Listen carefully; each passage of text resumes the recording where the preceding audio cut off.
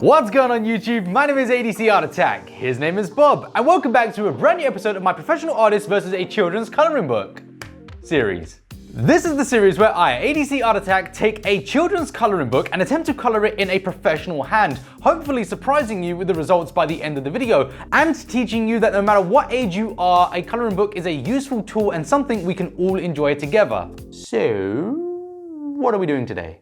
What? Oh. I forgot I was wearing a hat.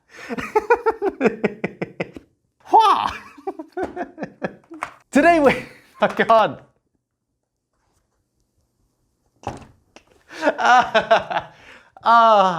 Today we have the Spider-Man Coloring In Play Pack. Now this is different from anything I've ever done in this series because this is not a coloring book per se. This is a coloring play pack and it comes with an array of stuff, things. Over 30 color in pages and a sticker sheet.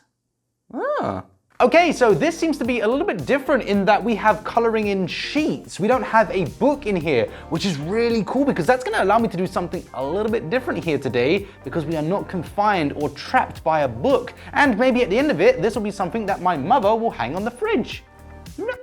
There's a hair. Lost my trail of thought. Damn hair. That's one of the great struggles of making videos is anything can distract you and that's it. Trail of thought, gone. Yeah. Oh, that is a cool image. Bam.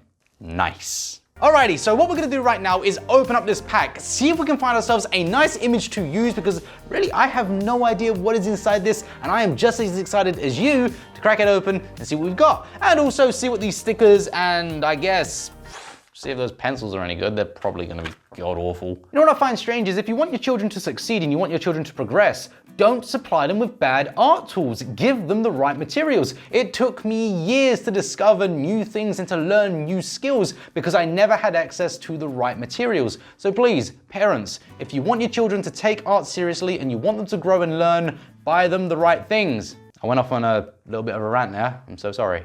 Let's go. Alrighty, so here is the, oh. Wait, no it's not.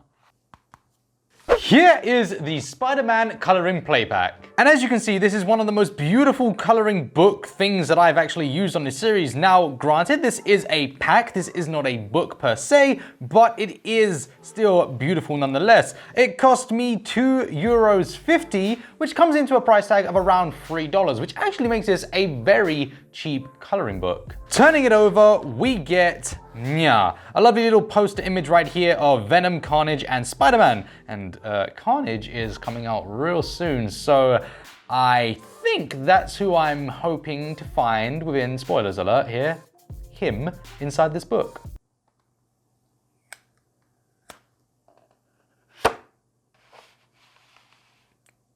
Huh? Wow. I'm gonna lie, that actually looks really amazing like that. Oh, okay. Didn't expect that. This is beautiful. So it does appear that this is actually a book. Okay, hold up. There's really more stuff in here. Alrighty, so we've got two different coloring pads here of two different sizes. This one is actually relatively small. Yeah, it's upside down. It's Spider-Man, I don't know. Is it upside down or not? All right, this paper sucks. I can tell you that right now. This is so thin and the images are actually incredible, but they're double-sided. Nobody likes double-sided. Okay, so let's take a look at the proper coloring pad that we're actually gonna use, and hopefully this one is better than the one we just looked at because that one was pretty bad. Whip.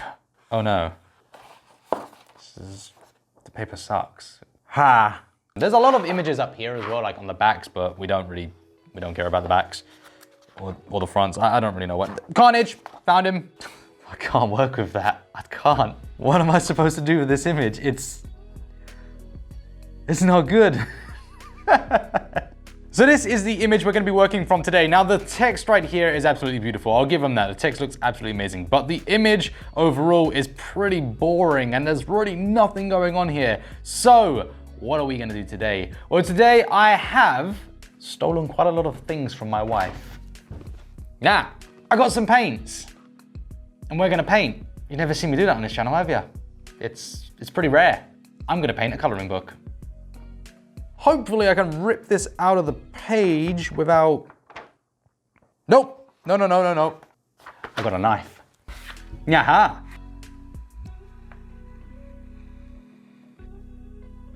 Alrighty, so the next step is I need a bit of card to mount this to. Okay, found some card. How am I gonna mount it? I need glue. I don't have glue. I have wood glue. What do? I need to cut it. Ah! Stop. What's it doing? Quick. It's not exactly straight, but that's good enough, I think. Okay, next up, gesso. So I'm gonna be using a transparent gesso to go over this. I could be using anything. God! Oh, that stinks. What is that? What is this? Get off. What? I have no idea what I'm doing. Oh, it is transparent. Wow. Boom. It is dry. Yep. So I don't really know where to go from here. The paper kind of like... The cardboard that I put this on actually ended up folding in a big way. Can I... Huh. It's kind of... that's the best I'm gonna get it. It's a bit... wobbly. Whee! Okay, so today I'm gonna be using the Arteza acrylic paints. Now, fortunately, my wife has already prepared me a color chart, so I don't have to do the tedious task of trying these out and seeing which colors are what. I get to look at this chart and see them already. These are pretty sensible names for the colors. Mars black. Mars is red. So I'm gonna be 100% honest with you right here. I don't really have much in the way of an idea on what it is I'm gonna do. You see, it's been a while since I've done any sort of painting and... Oh wow. They're actually organized into individual color palettes. Made my life easier. So with the paints chosen, it is time to get started with painting Carnage using acrylic paints. Now I gotta say right now, before we begin, I am super nervous because it has been a long time since I've used paints. So, wish me luck. Let's go. Alrighty, so to kick things off today, I'll be starting this painting the same way I would any other piece of artwork, be it paint or markers. I always want a base layer. Not only is a base layer great for hiding the white of the paper, which actually makes the coloring process a lot easier and require a lot less paints, but it also gives us a chance to warm up, get the hand flowing, and get comfortable with the surface texture and the area we are working with. This really is just such an important step and one I really never recommend skipping. Always use a base layer. Oh, and I'm going to be adding a tongue. I just really wanted to. Now onto the actual process of layering. Should you have an idea on what you want to do before you start? Maybe. Personally, I never do. I'm the kind of artist who likes to feel things out and allow the day's mood to take me, because let's face it, maybe today I'm a little bit rusty in one area versus another. So I always leave myself open to switching it up, which actually does happen in today's piece, and I'll let you know when we get there. But just know, it is perfectly normal to not have a clear idea on what it is you want to do and to just kind of go with it and see what happens.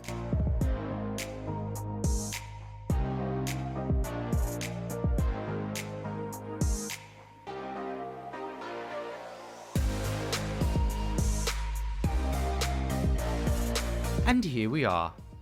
So, okay, I was having issues getting the coverage I wanted with the paints. This could be down to many factors, but I really like the look I was getting here.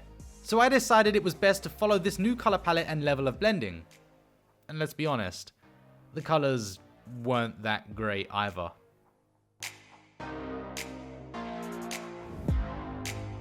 You're probably also wondering right now, how's the paper handling the paints? Well, if I'm honest, Thanks to the Gesso primer, I really don't feel there's anything wrong with it. If anything, we have brought it in line with a canvas. The texture and the grit here are perfectly adequate, and it now falls on my abilities as well as the quality of these paints.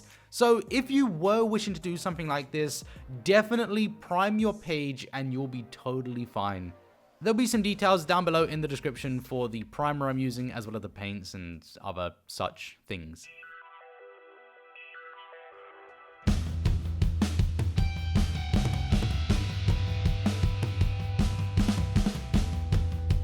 Okay, I gotta add teeth. I don't wanna, but I gotta. I gotta say, I do like the fact that it doesn't matter whether these teeth are straight or not though, so that's comforting. But these small details actually do require some attention, and like, I'm currently watching Harry Potter while I do this, so not really focused. I'm trying to understand, why didn't he Accio the cup to win in the maze? I mean, when he's in the graveyard, he Accios the cup back to him, so he could have done that in the maze and he would have... Okay, I'm gonna focus on the teeth. Oh yeah, the tongue. Okay, to get this tongue right, I need to create saliva. Or spit. And the way to do this is either a very wet white or a very dry white. Basically, what you want to do is add a very thin coat of white paint to the areas of the saliva, along with using some thick white highlights to create a more realistic appearance. It's kind of gross actually. By the way, anyone else think we should add some blood? We'll touch on that later. Oh! Okay, wait. So this is kind of close to being done, but I want to do something. The background is great as is, so I'll likely do nothing, is what I thought. I totally messed up. So like, I wanted to do a shadow behind him, but I did it on the wrong side. Oh no! So I had to paint over the area and flip the shadows. Maybe I should focus a little bit more, but Harry is really close to finding the last Horcrux here, and to be honest, I'm kind of more interested in that. I'm British. He's like a hero to us. So with the shadows flipped, Bumfluff! The hand. Maybe the writing first, actually? Yeah, okay, so the text is so beautiful. It'd be a shame to ruin it, so I started with just a fine layer of paint, enough to change the color, yet not so much that we would lose those details. Because again, this text is absolutely beautiful. I love it. Love that text. But then, I remembered, I'm ADC, and I can't help myself. So I added unnecessary shadows and highlights. But, okay. The hand. The hand itself was more of what we've been doing throughout this entire piece, the standard red base with highlights and shadows.